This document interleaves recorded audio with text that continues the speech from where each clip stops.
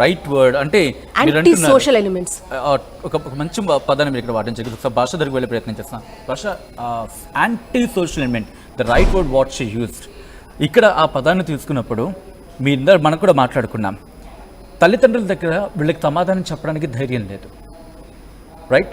But పెళ్ళయిన తర్వాత ప్రియుడితో కలిసి భర్తను కట్టుకున్న వాడిని చంపేసేంత ధైర్యం వస్తుంది. ధైర్యం కాదు, అది కూడా పిరికితనమే. ఎట్లా ధైర్యం ఉంటే అయ్యి నాకు నువ్వు వద్దు పోరా, నేను వీడితో పోతాను అని చెప్తావు. ఇది పిరికితనం. ఇంకా కొంత ధైర్యం ఉంటుంది, చచ్చిపోయేంత ధైర్యం. సొంతంగా చచ్చిపోయేవాళ్ళు, ఆత్మహత్య చేసుకునేవాళ్ళు, అది చాలా ధైర్యవస్తులు. ఇది ధైర్యం కాదు, ఇది పిరికితనం. పిరికితనం కాబట్టే చంపుతున్నారు. డైరెక్ట్గా ఫేస్ చేసి, ఇప్పుడు నేను భర్త చచ్చిపోయాడు కాబట్టి నేను ఇంకో వీడిని చేసుకుంటున్నాను అనే కోణంలో వెళదాం అనుకుంటాను తప్ప, ధైర్యంగా నాకు వీడి ఇష్టం లేదు, లాయర్ దగ్గరికి వెళ్ళి లేకపోతే పోలీసుల దగ్గరికి వెళ్ళి నేను విడిపోదాం అనుకుంటున్నాను అని చెప్పే ధైర్యం లేదు. పిరికి పంద చర్యలు ఇవన్నీ. అండ్ మీకు ఒక అంటే మనం ఆ డేటా గురించి మనం మాట్లాడుకున్నాం. నేను ఒక్కసారి ఆ డేటా గురించి చెప్పిందో మీ దగ్గరికి వచ్చే ప్రయత్నం చేస్తా. ఇది ఉత్తరప్రదేశ్, బీహార్, రాజస్థాన్, మహారాష్ట్ర, ఎంపీ. మళ్ళీ రిపీట్ చేస్తున్నా, ఉత్తరప్రదేశ్, బీహార్, రాజస్థాన్, మహారాష్ట్ర, మధ్యప్రదేశ్. ఈ 5 రాష్ట్రాలకు సంబంధించిన డేటా బయటకు తీస్తే షాక్ అయ్యేలా ఉన్నాయి రికార్డ్స్. 2020 నుంచి 2024 మధ్య, ఇది 2020 నుంచి 2024 మధ్య ఆ డేటా తీస్తే ఈ డేటా ప్రకారం 785 మంది భర్తలు చచ్చారు తమ భార్య చేతుల్లో. బహుశా నేను చెప్పిన విధానం కాస్త మీకు హర్టింగ్గా ఉండొచ్చు. భర్తలు చంపేశారు భార్యలు అంటే కరెక్ట్గా ఉంటుంది. దీంట్లో ఈ లెక్క ప్రకారం చూసుకుంటే ప్రతి 2 రోజులకు ఒక వ్యక్తి, ప్రతి 2 రోజులకు ఒక భర్త, ఒక మగాడు తన భార్య చేతిలో హతమైపోతున్నాడు. ఇందులో అగ్రభాగం ఉత్తరప్రదేశ్దే. 274 ఉత్తరప్రదేశ్లో మరణాలు సంభవించాయి. ఇక్కడ భార్యలు భర్తలను చంపేస్తున్న ఘటన. ఆ తర్వాత బీహార్లో 185 మంది భర్తలు తమ భార్యల చేతుల్లో చచ్చిపోయారు. చాలా మంది నాతో అంటూ ఉన్నారు, ఇది ఎంపవర్మెంట్ కదండి అన్న. వాట్ నాన్ సెన్స్ అన్న, ఇది ఎంపవర్మెంట్ ఎట్లయితుంది అన్న? And it's not empowerment and let us not use this terminology just like that. Okay, ఒకప్పుడు జరిగిన మాట ఇప్పటికీ కూడా అధిక శాతంలో బాధితులు ఎవరు అంటే మహిళలు, ఒప్పుకుందాం, అలా మాట్లాడదాం. ఇప్పటికీ కూడా క్రైమ్ రేటు మహిళల మీద డెఫినెట్గా వనరబుల్ గ్రూప్ అంటే మహిళలు వస్తారు. అది అలాగే అంతవరకే ప్రస్తావిద్దాం. కానీ ఈ రోజు మగవాళ్ళని చంపేస్తే అది ఎంపవర్మెంట్ అంటే అది నాన్ సెన్స్ అని చెప్పా. Absolutely nonsense. ఎట్లయితుందండి ఎంపవర్మెంట్? నేను ఏమంటానంటే, ఒక కుటుంబ వ్యవస్థ ఈరోజు ప్రపంచ దేశాలలోనే, మన భారతదేశంలో మన భారతీయ వ్యవస్థ, కుటుంబ వ్యవస్థ అంటే ప్రపంచ దేశాల్లో ఎంతో గౌరవం ఉంది. దాంట్లో ఏ మగవాడు వల్ల నడవదు, లేకపోతే ఒక్క ఆడదాని వల్ల నడవదు. ఇద్దరు కూడా ఆ మాతృశక్తులు, ఆ పితృశక్తులు కలిస్తేనే ఈ ఒక అద్భుతమైన కుటుంబ వ్యవస్థ నడుస్తుంది. అలాంటి ఆ వ్యవస్థని రోజు కూని చేసే ప్రయత్నం వీళ్ళు చేస్తున్నారు. వీళ్ళ పనికిరాని దరిద్రపు భావజాలంతో, వీళ్ళకి పనికిరాని, వీళ్ళకి అర్థం కాని కొత్తవన్నీ తీసుకొచ్చి రుద్దుతున్నారు ఈరోజు. కాబట్టి తప్పుని తప్పు అని చెప్పగలగాలి. అది మహిళ చేసిన తప్పే అని చెప్పగలగాలి. అది ఎంపవర్మెంట్ ఎట్లయితుందండి? అది ఎంపవర్మెంట్ కాదు. ఒక మగవాడిని చంపేసి క్రూరంగా, ఇప్పుడు ఆ రోజు చూడండి, అసలు అభంశుభం తెలియదు అతనికి. ఎంతో సంతోషంగా ఆ వరుడు పెళ్లి చేసుకున్నాడు, పాపం వాళ్ళు వెళ్ళారు. ఎవరికైనా కలలు ఉంటాయి కదా.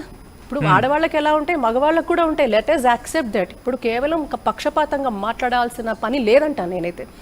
కాబట్టి ఈరోజు ఒక సొసైటీ హెల్తీగా ఉండాలి అంటే పరివర్తన 2 చోట్ల నుంచి ఉండాలి, ఇరువైపుల నుంచి ఉండాలి, ఇద్దరూ బాగుండాలి, ఇద్దరి ఆలోచన విధానం బాగుండాలి. కానీ ఈరోజు అదే కమిట్మెంట్, అదే ఒక భరోసా, అదొక మ్యూచువల్ అండర్స్టాండింగ్తో లేకుండా ఈరోజు ఏదో జరిగిపోతుందనే దాని మీద జీవితాన్ని చాలా సులభంగా తీసేసుకుంటున్నారు వీళ్ళు. జీవితం అంటే అసలు లెక్క లేకుండా పోయింది. అంటే లెక్క లేదు జీవితంలో. ఇలా ఇది మనం ఏదన్నా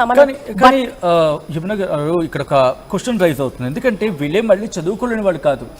ఆ మాత్రం సమాజం మీద అవగాహన ఉంది. మొబైల్ వాడగలిగేంత శక్తి వచ్చిందంటే వీళ్ళకి తెలుస్తుంది. మొబైల్ వాడినంత మాత్రాన శక్తి వచ్చినట్టు కాదు. కాస్త ఎడ్యుకేటెడ్ అంటే ఆ రీల్స్ చూసో లేకపోతే ఎంత తెలుస్తున్నప్పుడు ఇక్కడ జరిగేది ఏంటంటే వాళ్ళు అంటే ఆ మాత్రం ఒకప్పుడు పోల్చుకుంటే ఎడ్యుకేట్ కాదండి. నేను చెప్పను ఇది ఎడ్యుకేషన్ కాదండి. Education should make us more wiser కదా. ఇది ఎడ్యుకేషన్ కాదు.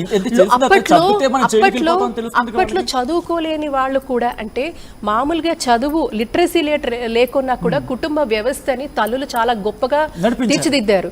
అది అక్కడ వివేకం ఉంది, అక్కడ విజ్ఞానం ఉంది, అక్కడ జ్ఞానం ఉంది, అక్కడ శాస్త్రీయత ఉంది. కుటుంబాన్ని ఎలా ముందుకు తీసుకెళ్లాలో, భర్త పరువుని కానీ పిల్లల్ని కానీ ఆ సమాజంలో తన కుటుంబాన్ని ఎలా నిలబెట్టాలో అక్కడ శాస్త్రీయత ఉంది. ఇప్పుడు ఈ రోజు మీరు ఆధునిక భావాజాలంతో ఆధునిక పోకడలతో చెప్తున్న ఇటువంటి వాళ్ళకి లేదు అంటాను నేనైతే, ఖచ్చితంగా లేదు. It's I'm open for this open debate, లేదనే అంటాను నేను. ఇది ఎంపవర్మెంట్ ఎట్లా అవుతుందంటాను నేను.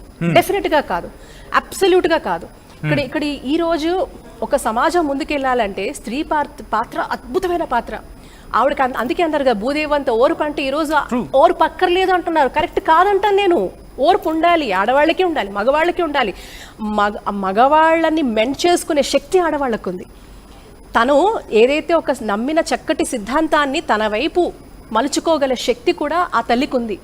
కాబట్టి అప్పుడే కుటుంబాలు నిలబడ్డాయి. మన ఇంతకుముందు మన పూర్వీకులు ఎందుకు అంత చక్కగా అంత పెద్ద కుటుంబాలు ఎందుకు ఉండేవి?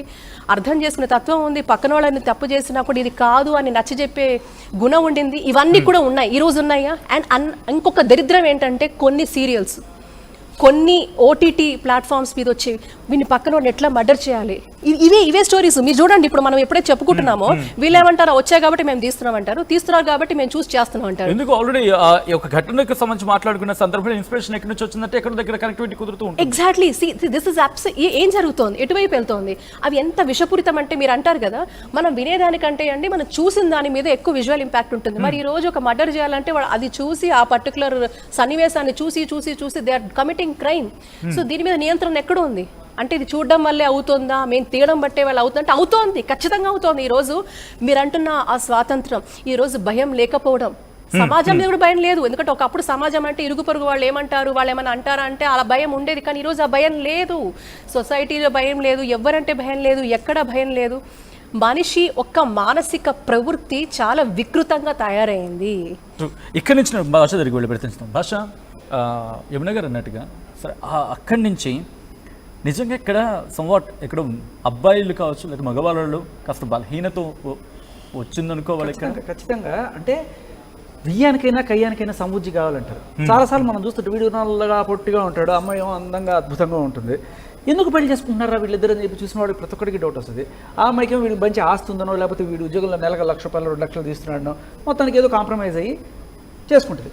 చేసుకున్న తర్వాత ప్రతిరోజు అద్దంలో చూసుకున్నప్పుడు నా అందానికి అన్యాయం జరిగిపోయిందిరా బాబో, వీడేమిట్రా నాకు అని చెప్పి మెల్లగా స్టార్ట్ అవుతుంది. ఎవడో ఒకటి లైన్ వేస్తాడు, నా అందానికి వీడే కరెక్ట్ అని చెప్పి తర్వాత వీడిని ఏదో రకంగా చంపేసి వీడు డబ్బు కావాలి, వీడెక్కలేదు. బట్ ప్రతి మగాడు పెళ్లి చేసుకునేప్పుడు ఇది నన్ను ఎందుకు అసలు చేసుకుంటుంది అని ఒకసారి ఆలోచించాలి కదా. నన్ను చేసుకోవట్లేదు, నా ఉద్యోగాన్ని చూసి చేసుకుంటుంది, నా డబ్బులు చూసి చేసుకుంటుంది అన్నప్పుడు నువ్వు జాగ్రత్తగా ఉండాలి. బట్ ఇక్కడ ఇంకో కాన్ఫ్లిక్ట్ కూడా వస్తూ ఉంటుంది.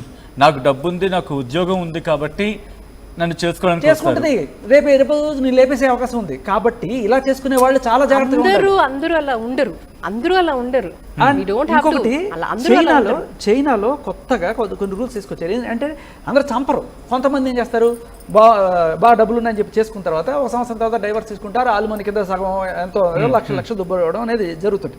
చైనా గవర్నమెంట్ సరికొత్తగా ఇటువంటి మ్యారేజెస్ అన్ని విడిపోతున్నాయి, కుటుంబ వ్యవస్థ నాశనం అయిపోతుంది, కొన్ని రూల్స్ రీసెంట్గా తీసుకొచ్చారు. మన దేశానికి నిజంగా ఇన్స్పిరేషన్ కావాలి. ఏంటి, అలుమని అనేది కంప్లీట్గా భరణం అనేది లేపేశారు.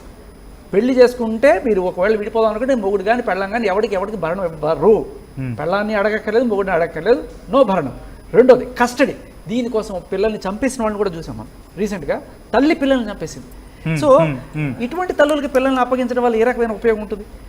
Custody 50% by default. ఒకడైతే వారం రోజులు ఇక్కడ, వారం రోజులు అక్కడ, లేకపోతే 4 రోజులు అక్కడ, ఇద్దరు ఉన్నారనుకోండి, మీరు మాట్లాడుకొని ఒకళ్ళు తీసేసుకోవచ్చు. సో ఇది చైనా వాళ్ళు తీసుకున్న లేటెస్ట్ నిర్ణయం. ఇంకా దీనికోసం కోర్టులో 100 రోజులు సంవత్సరాల తరబడి సాగత లేదు. అయిపోయిందా, డైవర్స్ అయిపోయిందా, డన్. ఇంకొకటి నికానామాని రాసుకుంటారు పెళ్లి జరిగేటప్పుడే. ఒకవేళ విడిపోతే ఏంటి, నీకెంత నాకెంత అని చెప్పి క్లియర్ కట్గా. అటువంటి వ్యవస్థ మన హైందవ వివాహంలో లేదు. ఇవి కంప్లీట్గా తీసుకురావాలి. చేసుకునేటప్పుడు ఏదో వీడిగా అంటే మన మంత్రాలకు చాలా అర్థాలు ఉంటాయి, కానీ అది ఎవరికి అర్థం కాదు.